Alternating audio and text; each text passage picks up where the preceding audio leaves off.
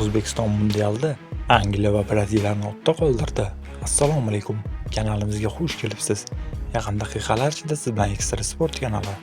Videolarimizga like bosib, bizni qo'llab-quvvatlayotgan barchaga rahmat. Aynan sizni qo'llab-quvvatlashlaringiz tufayli biz ishlashda davom etamiz.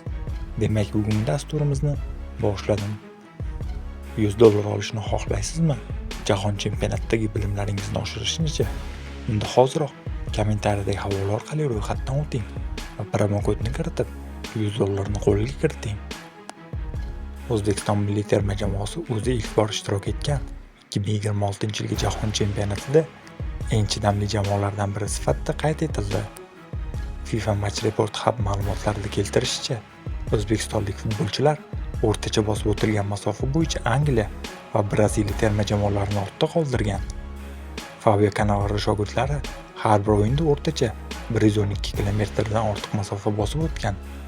Shu ko'rsatkich tufayli O'zbekiston terma jamoasi Angliya 108 va Braziliya 106 kilometr futbolchilardan yuqori natija qayd etdi. Ro'yxatda birinchi o'rinni har bir o'yinda o'rtacha 118 kilometr bosib o'tgan AQSh terma jamoasi egallagan. Ikkinchi pog'onada 117 kilometr ko'rsatkich bilan Avstraliya terma jamoasi joy olgan. Uchinchi qatorga esa Janubiy Koreya 115-8 kilometr loyiq deb topilgan. Eng past 48-o'rinda esa har bir uchrashuvda o'rtacha 103 kilometr natija bilan Qatar terma jamoasi qayd etilgan. Jahon chempionati 2026da o'rtacha masofa bo'yicha eng ko'p yugurgan 10 terma jamoa quyidagicha: AQSh, Avstraliya, Janubiy Koreya, Yaponiya, Germaniya, Marokash, Shveysariya, Urugvay, Xorvatiya va Ispaniya.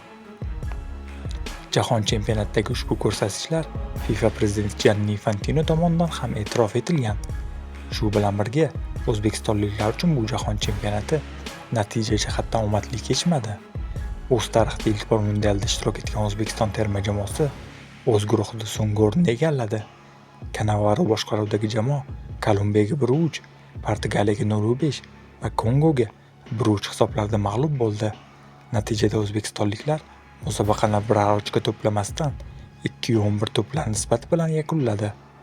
Shunga qaramay Abbosbek Fayzullayev va Eldor Shomurodov jahon chempionatida gol urgan o'zbek futbolchilari sifatida o'z nomini tarixga muhrladi.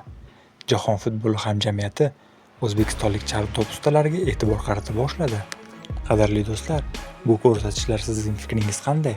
Albatta fikrlaringizni izohlarda yozib qoldiring. Videoga esa like bosib ketishni unutmang. Kelasi dasturlarda ko'rishguncha xayr, salomat bo'ling.